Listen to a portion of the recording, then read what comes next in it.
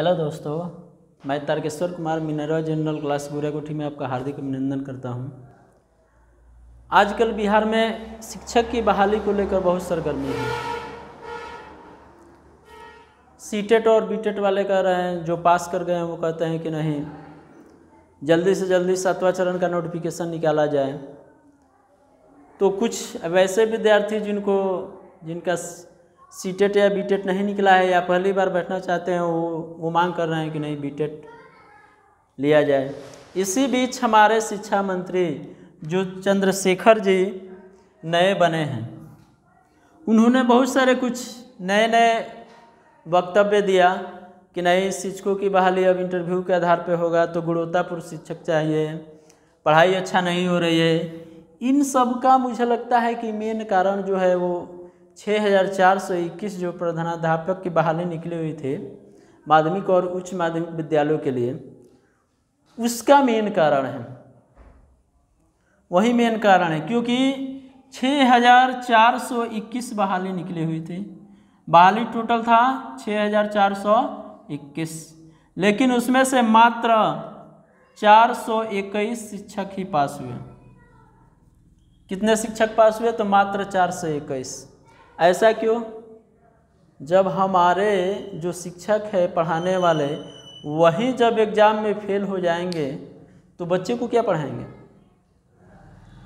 नीतीश जी जब 2005 में नीतीश जी की सरकार बनी तो उन्होंने शिक्षकों की बहाली ऐसे कर दी, कागज़ दिखाओ नौकरी पाओ, डिग्री दिखाइए नौकरी पाइए, जिसके कारण आज बिहार सरकार में ऐसे ऐसे शिक्षकों की बहाली हो गई है जिनके पास अब क्या कहें बताइए।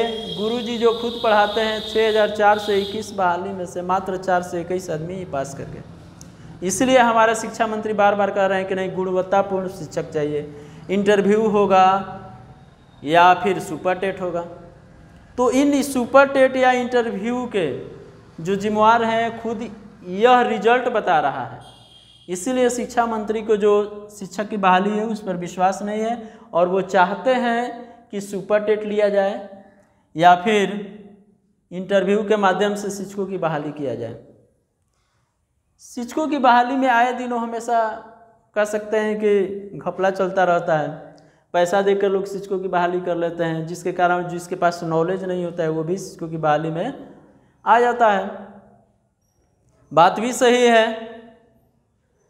तो जितने भी जो सीटेट बीटेट पास छात्र हैं और उनकी बहाली में देरी हो रहा है 7वें चरण के, उसका मेन कारण यही रिजल्ट है कि 6421 जो प्रधानाध्यापक की बहाली हुई थी उसमें मात्र 421 बच्चे ही, 421 जो हमारे टीचर थे वहीं पास कर पाए।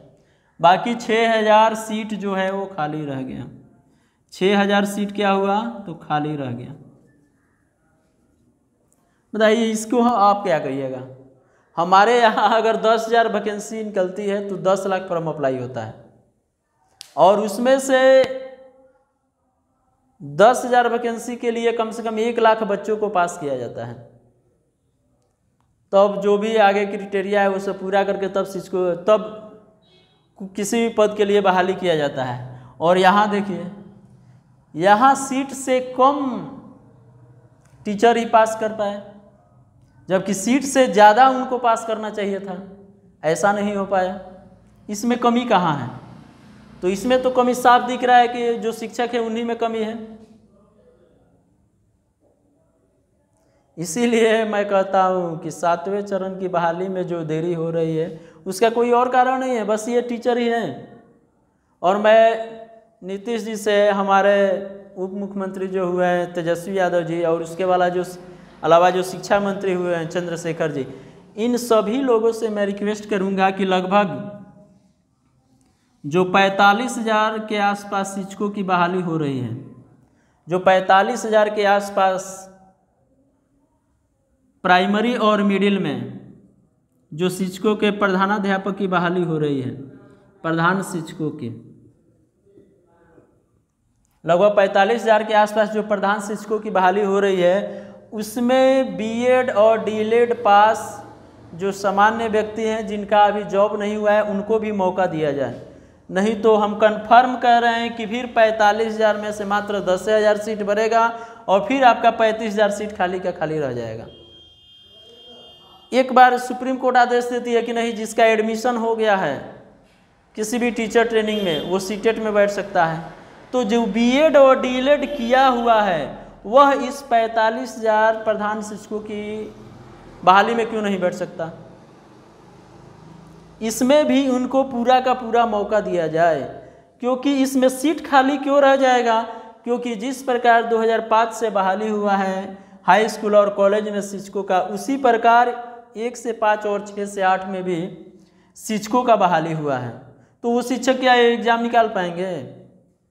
वो शिक्षक ये एग्ज़ाम कभी नहीं निकाल पाएंगे। उसमें से मात्र 5 से 10% ही ऐसे शिक्षक होंगे जो इस एग्ज़ाम निकालने के अनुकूल होंगे। बाकी तो बस वैसे ही हैं जो पहला क्लास से दूसरे क्लास में जाते हैं, उसके बाद 5वें क्लास में जाने का नाम नहीं लेते हैं। और मैं खासकर जितने भी मित्र बंधु हैं जो सीटेट बीटेट पास है, उन लोगों से मैं रिक्वेस्ट करूंगा कि कम से कम सीटेट और बीटेट पास जो शिक्षक अभ्यर्थी है उनको तो इस 45,000 प्रधान शिक्षकों की बहाली में आवेदन करने का मौका दिया जाए। और यह आवेदन करने वाला जो डेट है वो फिर से रीओपन किया गया है 9 सितंबर से, और शायद 23 सितंबर तक इसका लास्ट डेट है।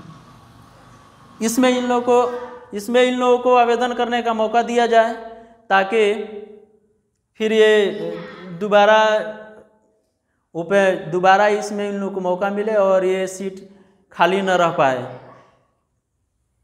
ठीक है, मैं शिक्षा मंत्री जी से, हमारे मुख्यमंत्री जो है उनसे, और उसके अलावा जो उप मुख्यमंत्री है तेजस्वी जी, उनसे भी रिक्वेस्ट करूंगा कि प्रधान शिक्षकों की जो बहाली है 45,000 के लगभग, उसमें जो बीएड और डीएलएड पास जो अभ्यर्थी हैं और साथ ही सीटेट और बीटेट पास है उन लोगों को मौका दिया जाए। नहीं तो फिर ये सीट उसमें से मात्र 10,000 की भी भर पाएगा और बाकी सीट खाली का खाली रह जाएगा। मैं भी रिक्वेस्ट करता हूँ कि जो ये बहाली है 45,000 के आसपास जो प्रधान शिक्षकों की बहाली है उसमें हमारे जो सीटेट और बीटेट पास अभ्यर्थी हैं उनको मौका दिया जाए। बाकी उनको ट्रेनिंग करा दीजिए, उन लोगों को जो है एक्सपीरियंस हो जाएगा और वो आराम से प्रधान शिक्षकों को आसानी से उसके जो पोस्ट है उसको आसानी से निभा सकेंगे। इतना ही मैं कहता हूँ। अब देखते हैं कि आगे क्या क्या हो रहा है। Thank you.